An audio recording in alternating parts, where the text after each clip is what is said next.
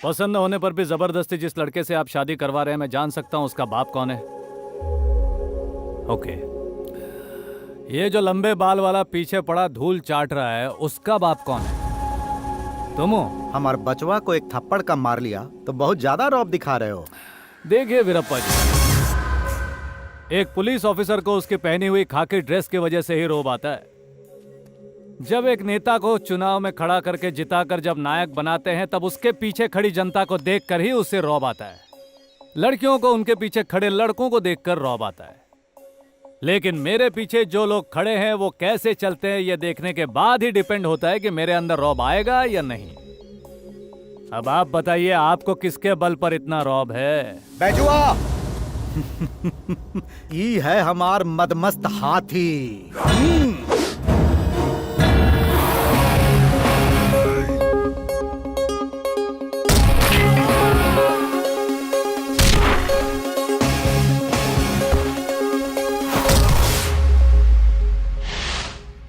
हाथी कितना भी उछल कूद क्यों न करे, उसे महावती संभालता है। वीरा विश्वा कालिया, इन लोगन के साथ हम बहुते शेर का शिकार किया है। गुड वीरप्पा जी, वेरी गुड। लेकिन कुछ शेरों को ना छोड़ने में ही भलाई होती है। पूछिए क्यों? क्यों? शिकार करने वाले ही शिकार हो जाते हैं वीरप्पा। Thank you. ये मेरा स्टेटस है वीरप्पा। अगर तुम्हारे आदमियों में से किसी ने इसे छू लिया तो समझो मैं हार गया, और अगर इसे पहन लिया तो समझो मैं मर गया।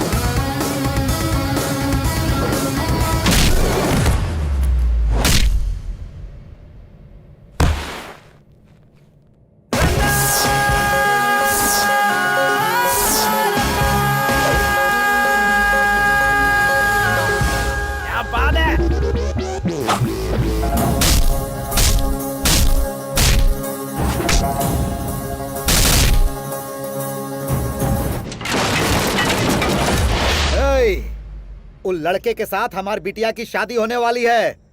तू ये गलत कर रहा है। तुम्हारी बेटी का हाथ पकड़ने के लिए वो तैयार है कि नहीं, ये पूछे बिना उसकी शादी कर रहे हो। जबरदस्ती उस लड़के से शादी करवा दी तो ससुराल में भी वो मरेगी। नुकसान किसका बताइए? एक बात बता रहा हूं, ध्यान से सुनिए। बेकार में किसी के लफड़े में जाने से पहले जरा ये सोच लीजिए, आपसे कोई जबरदस्ती उलझता है तो आप उसकी बैंड बजाइए। देखिए, मैं बिंदास ब्रूसली की तरह हूं। फर्क सिर्फ इतना है कि वो हिंदुस्तानी नहीं है और मेरी नाक चपटी नहीं है, और छोटी छोटी आंखों वाला देश का नहीं हूं। लेकिन एक बात पे गौर कीजिए, बोलने का स्टाइल और देने का पंच सेम टू सेम है महाशय। हिंदुस्तानी स्टाइल में वार्निंग देने का अपना एक अलग ही स्टाइल है भाई। इतना बड़ा फैसला लेने के लिए तुमने एक ड्राइवर के साथ डिस्कस किया? ये बात तुम्हें अपने माँ बाप को बतानी चाहिए थी। सर वो तुम चुप रहो, चुप रहो। आखिर ये कौन है, कहाँ से आया, इसका बैकग्राउंड क्या है, ये पता लगाना चाहिए या नहीं? ये सब जाने बिना क्या अचानक फैसला कर लिया जाता है? क्या बोलते हो सरस्वती? प्यार करना कोई शर्म की बात नहीं है और शादी करने पर गोली नहीं चलाई जाती। हमारे घर में इंसान रहते हैं, राक्षस नहीं रहते।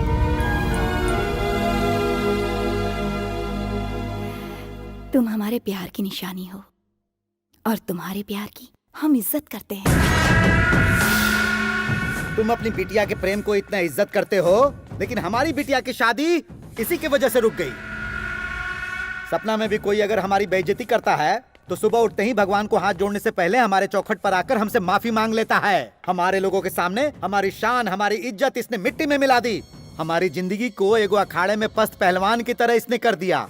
अगर शादी नहीं हुई तो हमारे लोगों के सामने हमारी इज्जत कहाँ रह जाएगी, और अगर हम चुप रह गए तो बेइज्जती के दर्द से हमारी जान चली जाएगी। वकील साहब, आप तो एक वकील है ना, तो कोई जवाब दीजिए। अरे न्याय कीजिए ना।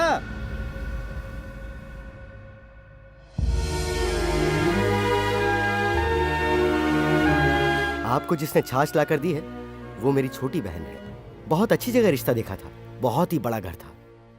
इतने अच्छे घर में जा रही ये बात जानकर मुझे बहुत खुशी हुई थी, पर अफसोस उस लड़के के दिल में मेरी बहन के लिए जगह है या नहीं ये जानने की कोशिश नहीं की। एक पढ़ा लिखा लड़का घर में बैठा हो तो हम उसे घर से निकाल भी सकते हैं, लेकिन एक जवान लड़की अगर शादी के बाद मायके में ही रह जाए तो उसे कैसे निकाल सकते हैं? एक पकवान बनने के बाद अगर उसमें मक्खी भी गिर जाए तो हम उसे फेंक देते हैं ना। अब जरा सोचिए, जो लड़का आपकी बच्ची से प्यार ना करता हो उसे उसके पल्ले बांधना, ये तो नाइंसाफी होगी।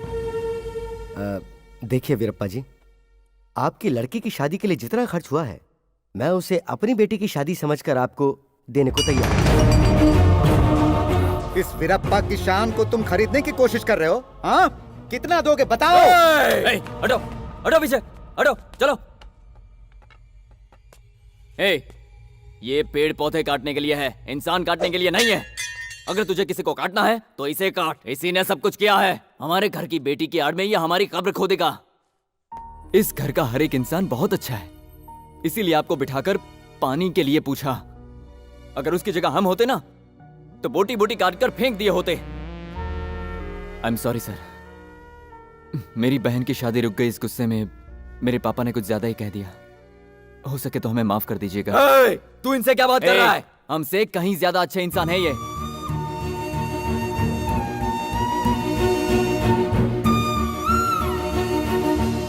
देखिए, हम आपको पैसे देंगे ये कहना गलत है, और आपकी खोई हुई इज्जत तो हम नहीं लौटा सकते, लेकिन इज्जत रखने के लिए हम अपनी दूसरी बेटी की आपके बेटे से शादी करवाएंगे। क्या ये रिश्ता आपको मंजूर है?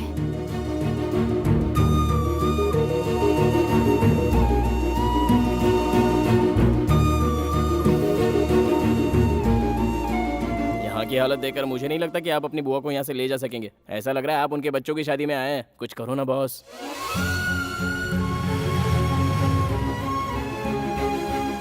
सुनो चंदू, दुबई में तुमने बॉस की वाइफ की जान बचाई तो भी तुम्हें वहां से निकाल दिया गया था। इस बारे में मैंने कई बार सोचा, लेकिन आज मुझे उसका जवाब मिल गया। सामने वाला कितना भी अच्छा काम करे उसके बाद भी हम उसे कभी कभी रख नहीं पाते। जंगल में सांप को दूध पिला सकते हैं, लेकिन अगर वही सांप गलती से आपके घर में आ जाए तो उसे निकालना पड़ता है। देखो, शादियां तो संयोग से होती हैं, लेकिन वो आदमी तुम्हें यहां देखकर इतना इरिटेट इसलिए हुआ ताकि तुम शादी में कोई रुकावट ना पैदा करो। चंदू, तुम एक मेडिसिन की तरह हो, सही वक्त पर जान बचाते हो, लेकिन अफसोस हर मेडिसिन की एक एक्सपायरी डेट होती है। I hope you understand.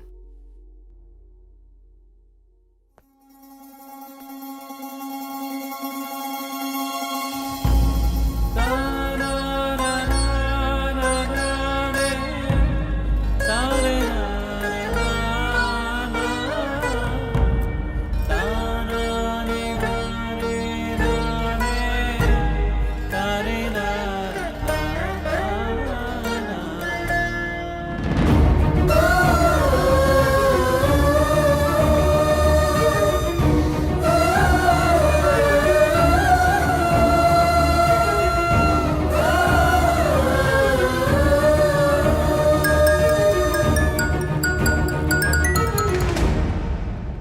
तुम्हारे दादा की तबीयत ठीक नहीं है। सुबह से उनकी तबीयत बिगड़ती जा रही है, ऑक्सीजन पर है। भार्गव, तुम आ जाओ बेटा, सब कुछ भुला के आ जाओ। यहाँ आकर आखिरी बार अपने दादा को देख लो। इस वक्त दादा से ज्यादा उनकी बेटी जरूरी है। बुआ को उनके पास में लेकर आऊंगा, ऐसा वचन दिया है मैंने उन्हें। जब तक वो अपनी बेटी का मुंह नहीं देख लेते वो मर नहीं सकते, उन्हें जिंदा रहना होगा। उनसे ये बात कही है डैड, जो मैंने वादा किया है वो मैं पूरा करके रहूंगा। बस कुछ दिन और मेरी राह देखिए। आप उनसे इतना कह दीजिए प्लीज, प्लीज डैड।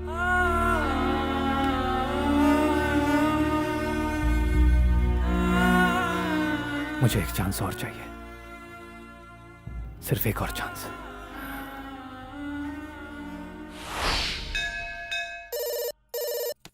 हेलो। हम हैं बहन जी, वीरप्पा।